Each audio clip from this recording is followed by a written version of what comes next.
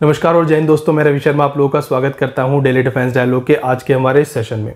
दोस्तों, last session में हमने आपको बताया था कि भारत की तरफ से फिलीपींस को ब्रह्मोस मिसाइल का पहला कंसाइनमेंट भेज दिया गया है और आज के दिन पे इस मिसाइल का दूसरा कंसाइनमेंट भी फिलीपींस को भेजा जा चुका है। इस कंसाइनमेंट के भारत से निकलने से पहले ही वियतनाम से भारत के लिए गुड न्यूज़ आती हुई नजर आई है।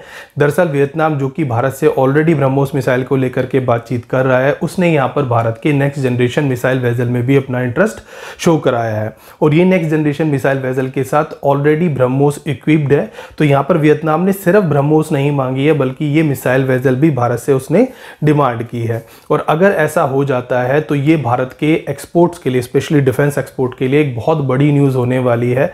देखिए, साउथ चाइना सी के अंदर हमने आपको लास्ट टाइम बताया था, बहुत सारी कंट्रीज़ हैं जो कि चाइना के एग्रेशन से परेशान है और आने वाले दिनों में, क्योंकि फिलीपींस ने ये हथियार खरीद लिया, और आने वाले दिनों में बहुत सारे ऐसी कंट्रीज़ भी होंगी जो कि इसी तरह के वेपन्स को भारत से डिमांड करेंगी। तो इस चीज़ की शुरुआत अब यहाँ से हो चुकी है और आने वाले दिनों में साउथ चाइना सी की कंट्रीज़ में भारतीय वेपन्स की जो डिमांड है वो यहाँ पर काफ़ी ज़्यादा बढ़ने वाली है। और ये देखना भी इंटरेस्टिंग होगा कि चाइनीज़ ड्रैगन जब भारतीय हथियारों का साउथ चाइना सी में सामना करेगा तो उस समय चाइना का रिएक्शन क्या होने वाला है।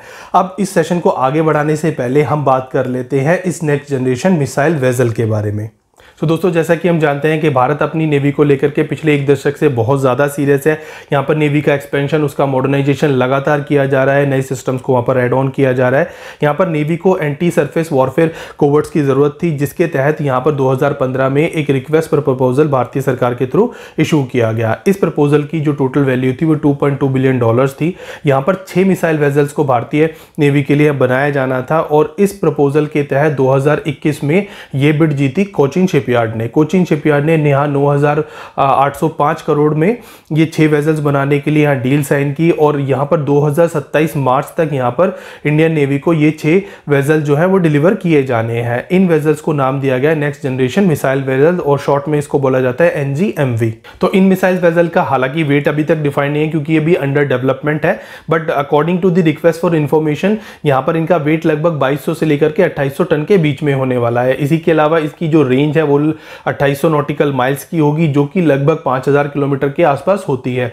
अगर स्पीड की बात करें तो इसकी स्पीड होगी लगभग 25 से लेकर के 35 नॉटिकल माइल्स की, जो कि as compared to other vessels काफ़ी ज़्यादा मानी जाती है और इसीलिए हम कह सकते हैं कि ये एक तरह से हाई स्पीड वेजल्स हैं। इनके अलावा इसके जो क्रू मेंबर्स हैं उनकी संख्या लगभग 93 हो सकती है, लेकिन 93 जो इंडिविजुअल्स हैं वो इस शिप पे ऑन बोर्ड हो सकते हैं। इस सब के अलावा ये missile vessel 8 surface to surface missile भी कैरी करेगा, जो कि यहाँ पर ब्रह्मोस होगी, और यहाँ पर एक full fledged surface to air missile जिसको सैम बोला जाता है उसकी बैटरी भी यहाँ पर इक्विप की जाएगी। इन सब के अलावा इस सिस्टम के अंदर रडार भी इक्विप किए जाएंगे और यहाँ पर एक electro optically guided close in weapon system with 360 degree missile defence system यहाँ पर इक्विप किया जाएगा, जो कि इसको बहुत ज्यादा लीथल बना देगा। और जिस तरह के वेपन, जिस तरह की मिसाइल्स इसमें ऑलरेडी ऑन बोर्ड है, वो इस पूरे प्लेटफॉर्म को बहुत ज्यादा वर्सेटाइल ऑफेंसिव कैपेबिलिटी यहाँ पर प्रोवाइड करते हैं। अब इन सब फीचर्स के अलावा यहाँ पर एक फीचर बहुत यूनिक है जो कि इसको बहुत ज्यादा लीथल बना देता है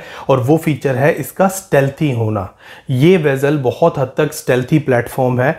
इसका लो RCS यानी कि रडार क्रॉस सेक्शन, जो कि एनिमी के थ्रू इसको डिटेक्ट होने से बचाता है। इसके अलावा यहाँ पर कुछ एडवांस टेक्नोलॉजी को भी इंकॉर्पोरेट किया गया है, जिसके थ्रू यहाँ पर इंफ्रारेड, अकूस्टिक और मैग्नेटिक सिग्नेचर को भी रिड्यूस किया गया है, सो दैट एनिमी इसको ट्रैक ना कर पाए। और एक तरह से इस सिस्टम को यहाँ पर बहुत हद तक स्टेल्थी बनाया गया है और यही चीज है जो कि साउथ चाइना सी में एक बहुत बड़ा इंपॉर्टेंट रोल प्ले करेगी, क्योंकि चाइना के पास भी इस तरह के सिस्टम्स हैं और साउथ चाइना सी में अगर चाइना के ओपोनेंट कंट्रीज के बेड़े में इस तरह के स्टेल्थ वेजल्स अगर उनके बेड़े में शामिल हो जाएं तो चाइना के ऊपर डेफिनेटली यहाँ पर बहुत ज्यादा प्रेशर बढ़ने वाला है। और साउथ चाइना सी में जो पावर इक्वेशंस हैं वो यहाँ पर बहुत हद तक रीराइट होंगी।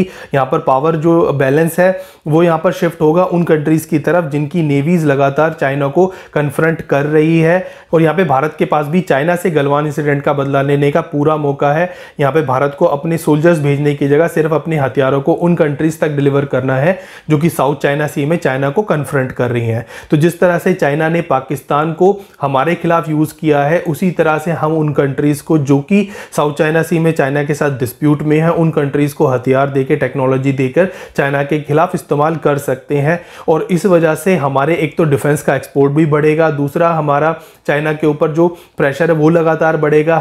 क्योंकि चाइना अगर साउथ चाइना सी में इन्वॉल्व रहेगा तो वो तिब्बत में शांति रखेगा, वो डबल फ्रंट नहीं खोल सकता। तो यहाँ पर बहुत हद तक हमें जो प्रेशर है वो साउथ चाइना सी में लगातार बढ़ाते रहना चाहिए, सो दैट हमारे तिब्बत का एरिया और स्पेशली जो हमारा पीओके एरिया है, क्योंकि आपने देखा होगा जब से भारत ने अपना एग्रेसिव पोस्चर रखा है तब से टेररिज्म में और पाकिस्तान की तरफ से जो पहले शेलिंग हुआ करती थी, क्रॉस बॉर्डर फायरिंग हुआ करती थी, उन सब में भी बहुत ज़्यादा कमी यहाँ पर देखने को मिली है, क्योंकि चाइना बहुत हद तक साउथ चाइना सी में उलझा हुआ है। तो इन सब वजहों से हमारे लिए एक विन विन सिचुएशन यहाँ क्रिएट होती है, जहाँ एक तरफ हमारा डिफेंस एक्सपोर्ट लगातार बढ़ रहा है, दूसरी तरफ हमारे जो स्ट्रेटेजिक इंटरेस्ट हैं वो भी यहाँ पर लगातार सर्व हो रहे हैं। अब इस सेशन को हम यहीं एंड करते हैं, कल आपके सामने फिर हाजिर होंगे इसी तरह का एक इंटरेस्टिंग टॉपिक लेकर के। तब तक आप देखते रहिए डेली डिफेंस डायलॉग। हमारे चैनल को लाइक कीजिए, सब्सक्राइब कीजिए और बेल आइकन दबाना बिल्कुल भी ना भूलिएगा। तब तक के लिए जय हिंद।